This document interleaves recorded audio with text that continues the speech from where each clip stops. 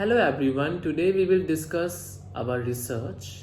So first with the study title, it is to determine the acceptance of COVID-19 vaccine with relation to socioeconomic status, gender and educational qualification among young adults of 21 to 40 years of age in Faridabad. As we all know that many people are ready to accept the vaccination, but at the same time many are not. In India, the indigenous COVID-19 vaccine Covaxin is successfully established and many people are also get vaccinated. Around 64% of 316,375 planned beneficiaries were vaccinated on the first 2 days of the immunization drive against COVID-19 in India. So this is our questionnaire. We have one first part which has demographic details, and the second is the questionnaire itself.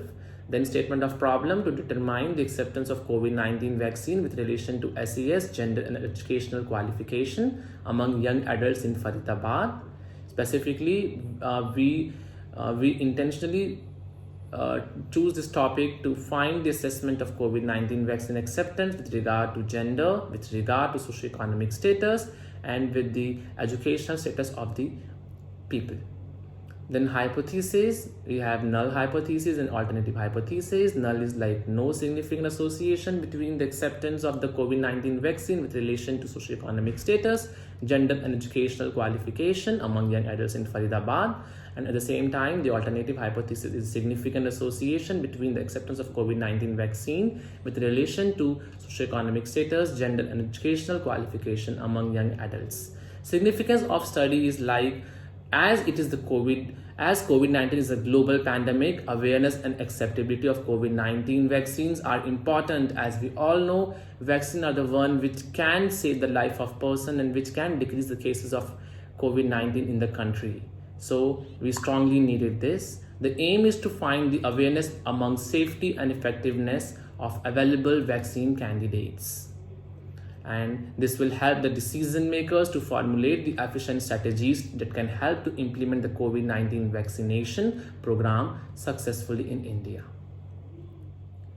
Our sampling population size is 424, but as of now we only got 398 or approximately 400 participants response. First we asked them that they are willing to answer the questionnaire or not. Then you can see we found the results for gender, socioeconomic status, which we linked with their family income per annum. Then educational status like no education, school level, graduation and post-graduation level. And at last we got the responses in this manner for each question, like the blue represents the strongly agreement and the purple color represents the strongly disagreement. Coming to review of literature, we reviewed several articles regarding this acceptability of the COVID-19 vaccine. So after reviewing all those, we found that there is very less acceptance of COVID-19 vaccine among the people.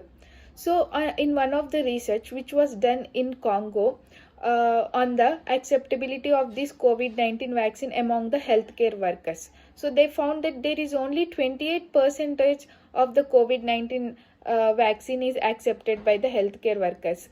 This may be due to a lot of misinformation in the society. So, to maintain the benefits of the vaccination program, this hesitancy is very important to take the measures which are needed to implement them successfully. So, coming to one more research, which is on the determinants of COVID-19 vaccines in USA, they found that there is a significant geographical and demographic disparities in the acceptance of COVID-19 vaccine. And coming to one more article in Bangladesh, which is on the knowledge and attitudes towards this vaccine, they found that only quarter of the people are willing to take the vaccine, and there is higher association with being female in acceptance, and there is higher association with higher socioeconomic status and the education level. So there is a lot of good information and also a misinformation regarding these vaccines.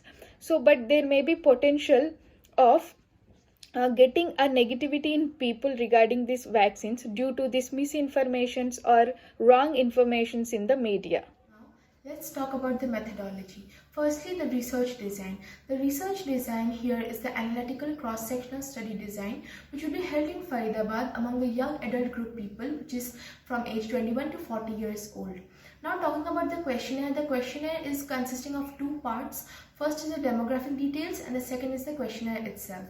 For the data gathering procedure, we will be providing these questionnaires in an online medium as the conditions are not feasible right now for physical deliverance. Then we will be asking them to respond to those forms, which will be purely on Google form based.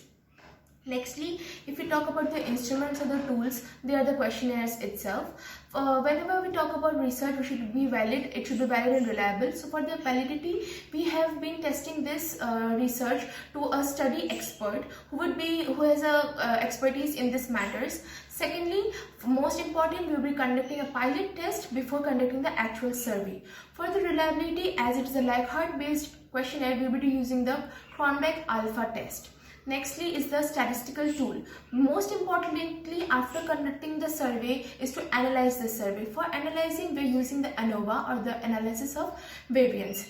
And the procedure of ANOVA is that it compares different independent variables to the dependent one, which is the gender, SES, as well as educational status, to the acceptance of COVID-19 vaccines among the respondents. Now we will talk about the formula. This is which you can see here is the formula of the ANOVA. Now after the formula, we will be talking about a major thing or the most important part, which is the sampling. Sampling consists of the in this research is a cluster based sampling, because we are selecting a particular group of people, which is 21 to 40 years old people in the whole population of Faridabad. This formula here shows the formula which we use to calculate the sample size. After doing all the maths, we concluded that the sample size should be 424 participants or respondents. Lastly are the dummy tables. The dummy tables firstly consist of the profile of respondents, which will be containing the information which we will be gathering from the demographic details after we provided the questionnaire.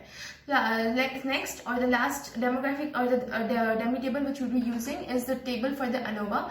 This will show us the acceptance or the significance of the hypothesis, which would lead us to the inference making out from it, and analyzing or interpreting that we should consider the HO or the null hypothesis or the HA, that is the alternate hypothesis.